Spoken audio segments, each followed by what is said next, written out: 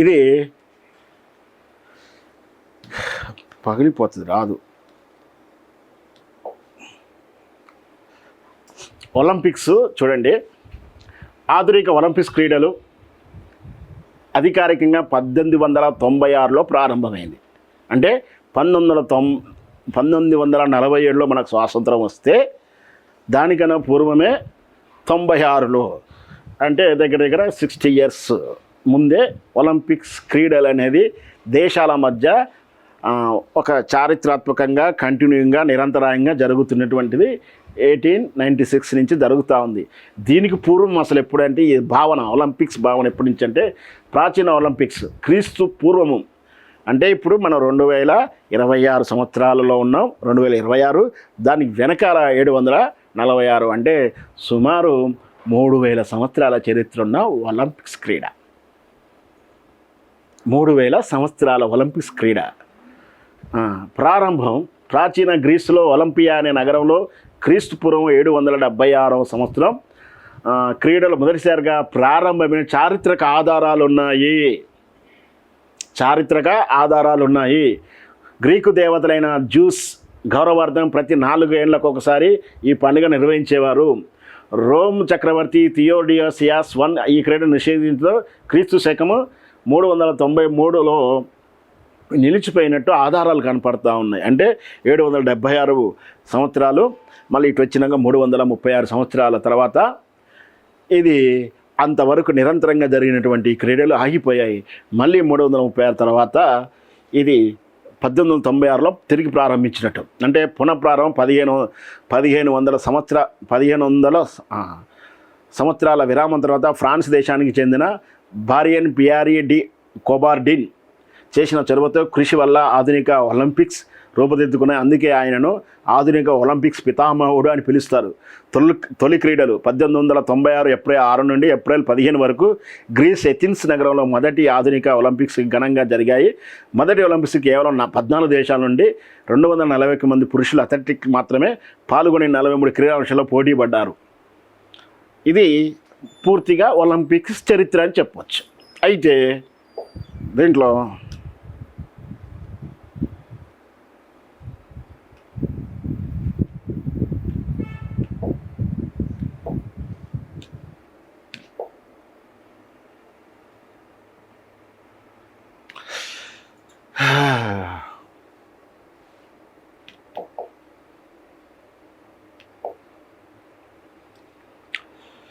పూర్తిగా సింపుల్గా చెప్పాలంటే మొత్తం ఇంతవరకు భారతదేశము ఎప్పటి నుంచి చెప్తాను, భారతదేశం ఒలింపిక్స్లో ఇప్పటివరకు ఒక్క గోల్డ్ మెడల్ సాధించలేదు అనేది ముమ్మాటికి తప్పుడు ప్రచారం, ఫేక్ న్యూస్.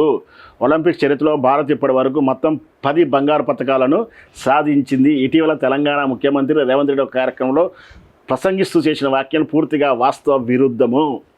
ఇది మన గూగుల్ ఏఐ,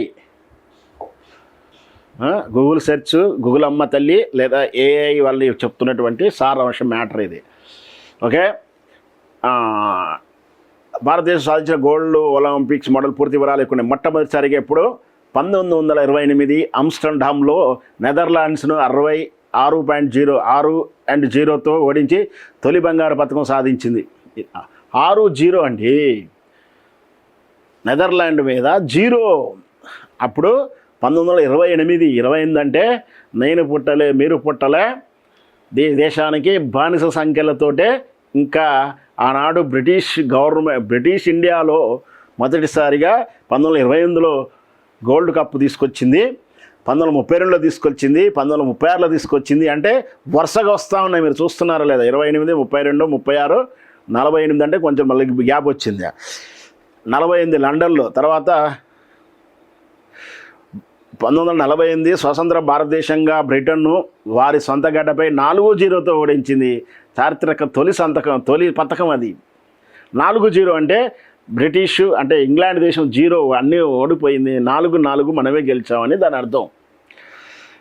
52, 56, 64, 180 ఈ విధంగా గెలుచుకుంటూ వచ్చింది. ఇప్పటికి అధికారికంగా లెక్కల ప్రకారం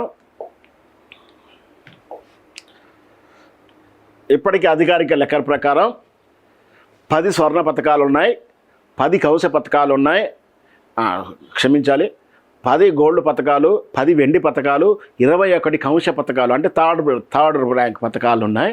ఇంతవరకు ఈ రోజు వరకు 1947 నుంచి భారత ప్రభుత్వము భారతదేశ క్రీడాకారులు సాధించినటువంటి ఒలింపిక్స్ మొత్తం 41 షీల్డ్ పథకాలు ఉన్నాయి. ఇంతవరకు సాధించలేదన్న. ఇంకొకటి ఉంది దీంట్లో, మన తెలుగు వాళ్ళు కూడా సాధించినటువంటి ఘనత ఉంది ఒలింపిక్స్లో. అది మన దేశం కూడా ఒలింపిక్స్ నిర్వహించింది. ఇక చంద్రబాబు నాయుడు కూడా మేము ఒలింపిక్స్ నిర్వహిస్తూ అంటున్నారు. ఇంకా నాకు తెలిసి 5-6 వరకు ఆల్రెడీ డిసైడ్ అయి ఉన్నాయి ఒలింపిక్స్ ఎక్కడెక్కడ జరగాలంటూ. అంటే మనం 30 ఏళ్ళ తర్వాత కూడా ప్రయారిటీ ఉందో లేదో తెలియదు, కానీ చంద్రబాబు మేము ఒలింపిక్స్ చేసేస్తాం అంటున్నారు. మరి అది పబ్లిసిటీ పిచ్చి పీక్కి వెళ్తే గట్లనే ఉంటుంది. ఇకపోతే ఇక తెలుగు వాళ్ళు ఎవరెవరు వచ్చారో చూసుకునే ప్రయత్నం చేద్దాం. పివి సింధుని కూడా అవమానించినట్టుగా భావించాలి మన రేవంత్ రెడ్డి గారు. హైదరాబాద్ చెందిన పూసర్ల వెంకట సింధు భారతదేశం తరపున ఒలింపిక్స్లో అత్యంత విజయవంతమైన అథ్లెటిక్లో ఒకరు. ఈమె 2 వేరు ఒలింపిక్స్లో బ్యాక్ టు బ్యాక్ పథకాలు సాధించింది. రజత పథకం సాధించింది, కౌశ పథకం సాధించింది. ప్రత్యేకంగా 2 వ్యక్తిగత పథకాల ఏకైక భారతీయ మహిళగా రికార్డుకి ఇచ్చింది. 2 పథకాలు జయించిన పివి సింధు. మరి మీకు పివి సింధు కూడా గుర్తించుకోకపోతే ఎట్లా?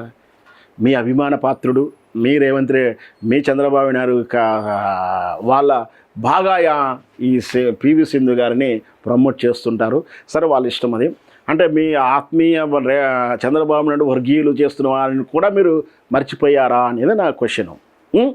కౌశ పథకం పోతే గగన్ నారంగ్ హైదరాబాద్కి చెందిన తుపాకీ షూటర్ గగన్ నారంగ్ లండన్ వేదిక ప్రతిష్టను పాసించారు. 2012 మన యాదులోనే మన గుర్తులోనే మనకు సోయి ఉన్నప్పుడే కదా 2012 అంటే తెలంగాణ ఉద్యమం భారీ ఎత్తున సాగుతూ ఉంది. మరి తెలంగాణ ఉద్యమం మీరు లేరు కాబట్టి ఇక్కడ కూడా ఈ విషయ పరిజ్ఞానం కూడా మీ దృష్టిలో పడకపోయి వచ్చేమో. మన తెలంగాణ బిడ్డ, మనది హైదరాబాద్ బిడ్డ గగన్ నారంగ్ కౌశ పథకం, దేంట్లో తుపాకీ షూటర్. మీరు తెలంగాణ ఉద్యమకారులు మీరు తుపాకీ పట్టారు, గుర్తుంది కదా. అట్లాంటి రంగంలోనే మీరు తెలంగాణ ఉద్యమ సమయంలో తెలంగాణ ఉద్యమకారుల మీద గన్ను పెట్టినటువంటి వీడియో ఒకటి ఉంది, గుర్తుందా రేవంత్ రెడ్డి గారు? అట్లాంటి గన్ను షూటర్ టాపిక్లోనే ఈయన మన తెలంగాణ బిడ్డ గగన్ నారకు కౌశ పథకం 3rd ర్యాంకు ప్రపంచ స్థాయిల పోటీలో గెలిచి తీసుకొచ్చినట్టు ర్యాంక్ అది. ఇంకా ఉంది,